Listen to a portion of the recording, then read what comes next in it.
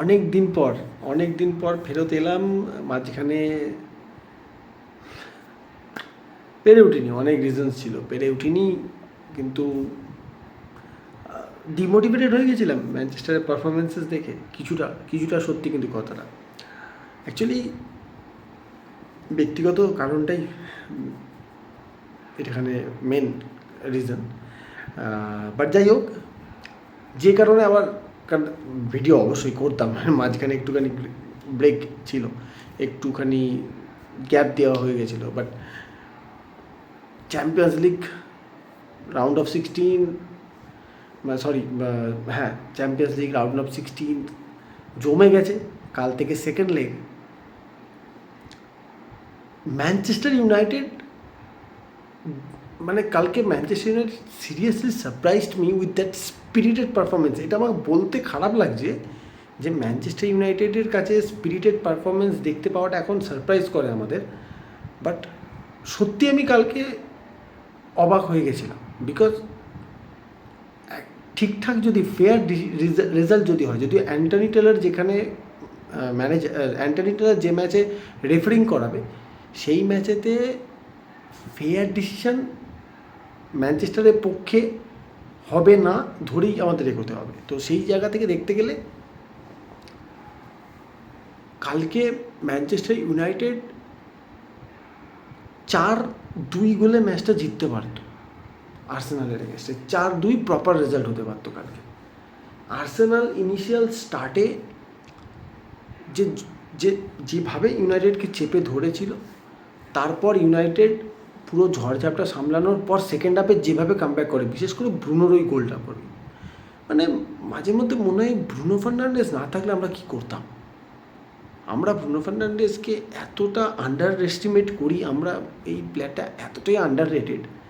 আমি লিখে দিতে পারি, কোড পেপারে লিখে দিতে পারি যে এই প্লেয়ারটা যদি Madrid, Bayern Munich, Barcelona, city এইরকম টিমের থাকতো না, এ প্রত্যেক সিজনে ব্যালন ডি'র টপ 5-6 মধ্যে থাকতোই। কারণ ওখানে তো ওর ক্রিয়েট করার চান্সেসগুলো আরও বেশি গোল হতো না, আরও বেশি গোল হতো ওখানে, আরও কনফিডেন্সের সাথে খেলতে। একটা প্রপার সিস্টেম। প্লেয়ারটা ওলের টাইমে 2 বছর 3 বছর বাদ দিয়ে, ওলের টাইমে 2 বছর বাদ দিলে, মাঝখানে কোভিড চলে, ওটা বাদ দিলে তার অ্যাকচুয়াল পজিশনে খেলতেই পারলো না কখনো। এরিক টেন হাগের টাইমে খেলেনি, রুবেন অ্যামোরিমের টাইমেও অ্যামোরিম তাকে খেলাতে বাধ্য হচ্ছে এমন একটা জায়গায় যেটা তার পজিশনই নয়, যেটার জন্য সে তাকে প্রপারলি ইউটিলাইজ করা যাবে সেটা খেলানোই সম্ভব হচ্ছে না তাই। But what a brilliant performance from Manchester United. মানে আমাকে এক্সাগারেট করছি না আমি, বাট সত্যি কালকে ইট ওয়াজ এ ব্রিলিয়েন্ট পারফরমেন্স। কারণ যে জায়গায় টিমটার কনফিডেন্স লেভেল, গোল না করে প্লেয়াররা গোল করা ভুলে গেছে, কালকে ম্যাচটা ডেভিড রায়া আর্সেনালকে বাঁচিয়ে দিল। সত্যি কথা, মানে ডেভিড রায়াকে কালকে প্রাইম ডেভিড ডিগিয়া মনে হচ্ছে। এই ডেভিড নামটা নিয়ে ওল্ড ট্রাফোর্ডে যারা আসে গোলকিপার, তারা ভালো খেলে। তো ডেভিড রায়ার ওপর কালকে সেই ভূতটা চেপে গেছিলো। তার মাঝখানে আবার ডেকল্যান রাইস একটা অদ্ভুত ভালো গোল করে স্টেটফোর্ড এন্ডকে কালকে কাম ডাউন দেখিয়ে দিয়ে চলে গেছে। তো রুবেন অ্যামোরিম একটা বেশ আশ্চর্যজনক একটা প্রেস কনফারেন্স করেছে আফটার দ্য ম্যাচ, যে পোস্ট ম্যাচ যেটা প্রেস মিট হয়, সেখানে একটা কথা বলেছে, আমি যেটা পরে বুঝতে পারলাম যে কেন বলেছে। যে ও বলেছে যে ইউনাইটেড এই ধরনের, মানে আমরা ইউনাইটেডকে এইভাবে খেলতে দেখতে পারি না। United can not play this way, United simply can not play this way. তার একটা বড় কারণ আমি যেটা বুঝতে পারছি, দেখুন এই প্লেয়ারগুলো, এই টিমটার যে কোরটা, তারা লো ব্লক খেলে অভ্যস্ত। রুবেন অ্যামোরিম চায় হাই ব্লক। কেন রুবেন অ্যামোরিম হাই ব্লক চায়, তার একটা প্রপার উদাহরণ হচ্ছে আর্সেনালের গোলটা। যেভাবে ইউনাইটেড কনসিড করেছে, বক্সের ভেতর যখন ডেকল্যান রাইস গোলটা করছে, তখন ওই মোমেন্টে বক্সের ভেতর ইউনাইটেডের 6টা কি 7টা প্লেয়ার ছিল, স্টিল কেউ ওই শটটা ব্লক করার জন্য ইনিশিয়েটিভটাই নেয়নি। আর রুবেন অ্যামোরিম এটাই চায়, তার প্লেয়াররা ফার্স্ট বলের সময় চূড়ান্ত অ্যাগ্রেসিভ থাকবে। বল যখন অপোনেন্টের কাছে পৌঁছচ্ছে, they will be on top of that player, লেগে থাকো গায়ে, যাতে সে টার্ন করার সুযোগটা না পায়। তো সেখান থেকে দেখতে গেলে রুবেন অ্যামোরিমের কথাটা ঠিক, but it will take a lengthy process. কিন্তু যেটার জন্য আরও বেশি করে ভিডিওটা করা, সেটা হচ্ছে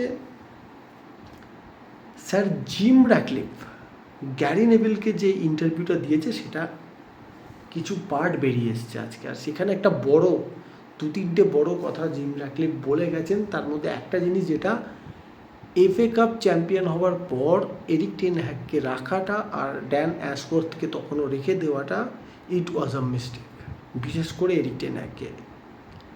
যাক, at least sir Jim Ratcliffe honest কথাটা বলেছে, কারণ এই একটা কথা আমারও মনে হয়েছিল, বাট আমাদের টেন হ্যাগ প্রীতি সেই সময় এমন একটা জায়গায় গেছিলো যে আমরা ওভারলুক করে গেছিলাম অনেক কিছুকে। এই একটা ফাইনাল জিতে যাওয়ার পর টেন হ্যাগকে রেখে দেওয়ার ফল যে কী সেটা আমরা এই সিজনে বুঝতে পারছি। দেখুন, এরিক টেন হ্যাগকে রেসপেক্ট দিচ্ছি, 2টো সিজনে 2টো ট্রফি, বাট প্রিমিয়ার লিগে যে পারফরমেন্সটা সেকেন্ড সিজনে এরিক টেন হ্যাগের সময় করা হয়েছিল সেটা মিস্টেক ছিল।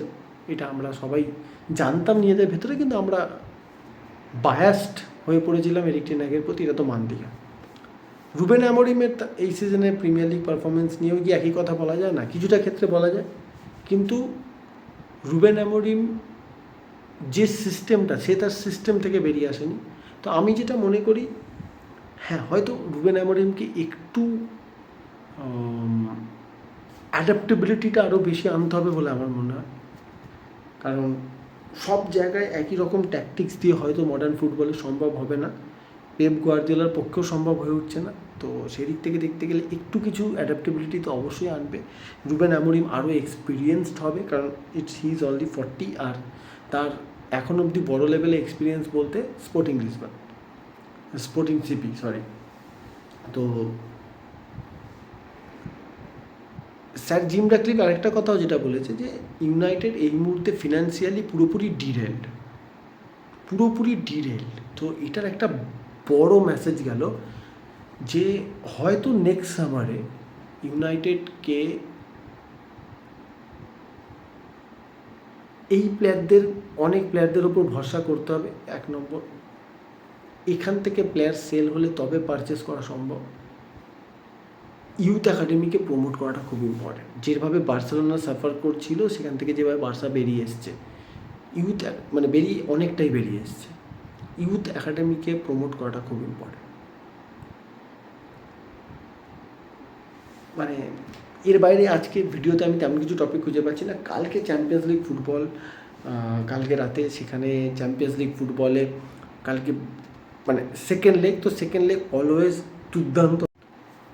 বার্সা কালকে খেলবে বেনফিকার এগেনস্ট। আপনারা যদি ফার্স্ট লেগটা দেখে থাকেন, বেনফিকা কিন্তু বার্সাকে মোটামুটি কবজা করে ফেলেছে। কপাল খারাপ বলবো না, Szczesny one of the best match খেললো তার কেরিয়ারে। What are brilliant saves. লিভারপুলও same, Liverpool against PSG, Liverpool first হাফেতে মিনিমাম 3-4 গোলে হারে, সেখান থেকে লিভারপুল ম্যাচটা জিতে গেছে অনলি বিকজ অফ অ্যালিসন। তো এই দুটো বড় ম্যাচ কালকে আছে, আর তার সঙ্গে Bayern Munich versus Bayern Leverkusen. But Bayern লেভারকুসেনের এই সিজনের সেকেন্ড সিজন সিনড্রোমটা চলছে। তারা গত সিজনে যা ফুটবল খেলেছিল তার 50% এই সিজনে খেলতে পারছে না। তো যদি প্রেডিকশন করি, আমার মনে হয় বার্সা ঘরের মাঠে will be too much for Benfica যদি নিজেদের ঘরের মাঠে ম্যাচটা একটা 2-0 3-0 লিড পেয়ে থাকতো তাহলে কিছু ব্যাপার ছিল, বাট এখানে বার্সা নিজেদের ঘরের মাঠে আমার মনে হয় না যে সেরকম একটা চান্স দেবে বেনফিকাকে। বাট হ্যাঁ, বিকজ বার্সার এই হাইলাইন ফুটবল, সেই ফুটবলটার জন্য বেনফিকা কিছু চান্সেস পেতে পারে। কুভার্সি রেড কার্ড আছে তার সাথে। তো বাট আমার প্রেডিকশন হচ্ছে it will be 2-1 Barcelona. Liverpool versus PSG, Liverpool অ্যানফিল্ডে যে কী টিম, আর লিভারপুল অ্যানফিল্ডে যে কী ভয়ঙ্কর হতে পারে তা আমরা জানি সবাই। বাট PSG একদমই হেলাফেলা করার মতো টিম নয়। কিন্তু আমি জানি চ্যাম্পিয়ন্স লিগ ওদের সঙ্গ দেয় না, কপালটা এবারও মনে হয় না দেবে বলে। আর এবারে লিভারপুল যেভাবে এগোচ্ছে তাতে চ্যাম্পিয়ন্স লাগ লিভারপুলের সঙ্গে আছে। আমি জানি না চ্যাম্পিয়ন্স লিগে কতটা কাজ করবে, কিন্তু প্রিমিয়ার লিগে তো আছেই। প্রিমিয়ার লিগে অলরেডি তারা চ্যাম্পিয়ন অলমোস্ট। কালকে আমার মনে হয় লিভারপুল আর PSG ম্যাচটা 1-1 ড্র হবে, বিকজ ফার্স্ট লেগে লিভারপুল জিতেছে 1-0। সো ওই হিসাবে অ্যাগ্রিগেটে Liverpool will go through. Bayern Munich versus Bayern Leverkusen, রিডসের ইনজুরি, তো রিডস খেলবে না। বায়ার্ন মিউনিখ কালকে 2-0 বা 3-0 আবার একটা উইন পাবে, এটা আমার মনে হয়। সো ওটা এক পেসে খেলা হবে। তো কালকের ম্যাচের জন্য প্রেডিকশন আমার এইটুকু। দেন তারপরের দিন mega match, Real Madrid Atletico Madrid. Real Madrid away খেলবে, অ্যাস্টন ভিলার ম্যাচ আছে ওখানে। তো সেগুলো নিয়ে আবার পরের দিন আলোচনা করবো, কারণ এবার আবার মনে হচ্ছে রেগুলার ভিডিও করতে পারবো। তো এটুকুই আজকের মতো। সবাই খুব ভালো থাকবেন, আর পরে ভিডিওতে দেখা হচ্ছে। ততক্ষণের জন্য টেক কেয়ার, বাই গাইস।